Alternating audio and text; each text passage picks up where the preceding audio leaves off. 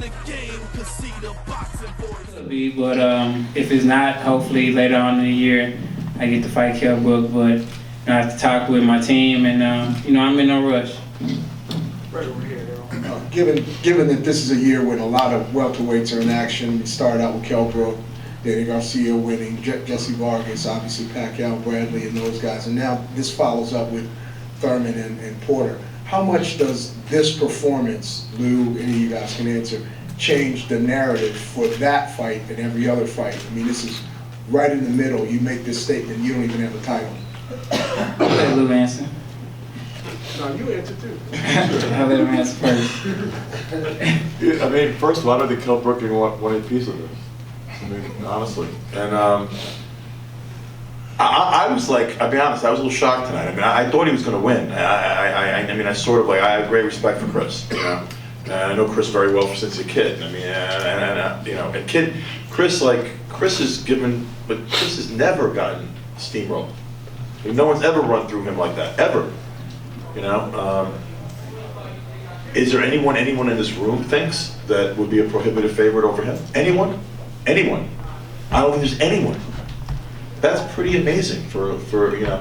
I remember when he came out of the Olympics and Al signed all these like Olympians, and like, I'll be honest, there's a truth. I called out and I said, I don't think that much of like most of the Olympians, but this one kid is pretty awesome. And I thought that when he was an amateur, but the progression he's made as a pro, and the poise, and you know what too, like, here's another thing I love. The guy's humble. I mean, he's not like very like talkative, crazily like loquacious guy. He doesn't like show us tonight. That fight's awesome. You know, it really is. I mean, it's like, I don't know who's going to win, and most people don't know who's going to win. And for the time being, right now, that's the best fight you can make in the welterweight division right now. And that's happening June 25th. I'm sure he's going to be sitting ringside. You know, but then the winner of that fight is going to have to look down in the crowd and see him. Errol, you talked about your fundamentals being important to you, and Lou talked about your development since the Olympics. Can you just describe how you combine such an efficient, compact style with that power? It's gym work. 6 days a week in the gym, beating on our craft. That's what we do. You know, you can't be perfect. You're not gonna be perfect, but you can try to be perfect. And you know, my coach stays on me. You know, he's a pain in the butt sometimes, but you know, he stays on me every day in the gym, even when I'm sparring. You know, if I do any little thing wrong, he's automatically fixing and telling me what I'm doing wrong. No matter if I'm hitting the bag, shadow boxing, playing around, he fixes everything. So, you know, we just work in the gym, work hard, stay focused, and you know, work on trying to be perfect. Right here, Errol. Errol, Chris Connor here with Fight City here. So what do you feel you need to improve on to beat, you know, Keith Thurman's, Danny Garcia's, the guys who are that complete fight? You're beating the guys beneath you, you're beating guys who are that one level below you. What do you feel you need to improve on to beat the world champions? You said what again? What do you feel you need to do to improve your game to become? Chris Thurman, Danny Garcia? I just need to keep doing what I've been doing, like I did tonight. You know, I proved that I'm there with Keith Thurman and Amir Khan and Shaw Porter and Manny Pacquiao, because I put on a performance that Manny Pacquiao didn't do and Amir Khan didn't do. They didn't stop Chris Algieri. A lot of people are going to pay $79.95 to watch Canelo Alvarez fight Amir Khan. You saw Amir Khan fight Chris Algieri. He was running. You saw Errol Spence fight Chris Algieri. You know what chance I would give Amir Khan with Errol Spence? This. 0. 0. Errol, a lot of people, right here, Mr. Gibbs with the Boxing Voice, a lot of people, Errol, asking you about the winner over here. They're asking you about the winner to Keith Thurman and Shawn Porter, but you know that both Ken and Thurman have been very adamant about you not having the resume, you not having the opponents that would entice them to get in the ring with you. What sort of statement does today's win send to those particular two gentlemen that have been very vocal in the media? I think it was a big statement, especially on behalf of Keith Thurman, because I mean, the only notable win Keith Thurman really has is Robert Guerrero.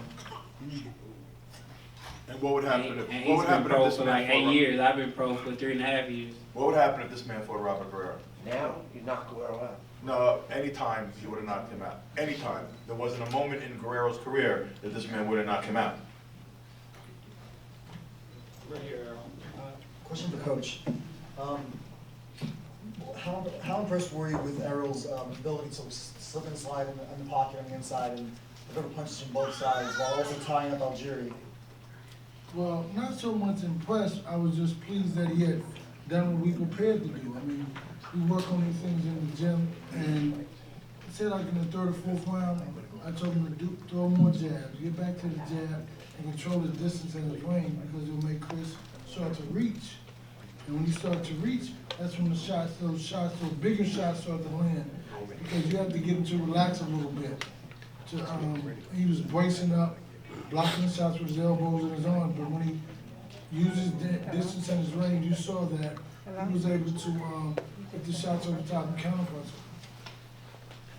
Derek, with this fight, you use the comparison to Pacquiao a lot. Can you just elaborate a little on that and be specific as to why you think Errol is technically more sound than Manny Pacquiao, especially now after the win? Well, it's not so much about me using it. You saw how he fought Pacquiao, and I really chose not to really look at the Pacquiao fight, but I did watch it, and Pacquiao is a very fast and very strong puncher, but he has no skills, he has no fundamentals. Didn't have a jab, so no defense. So that's the difference in what you saw when you have a guy who can just walk in behind a jab is because he has defense. You know, he doesn't have to move around and step up. He has defense, so I believe that's the difference.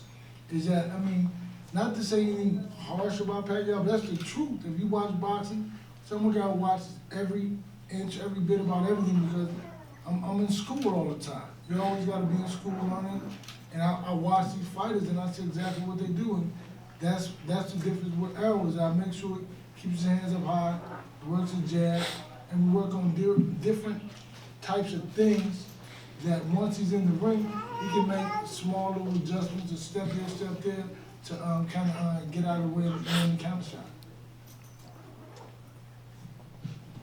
Any other questions, y'all?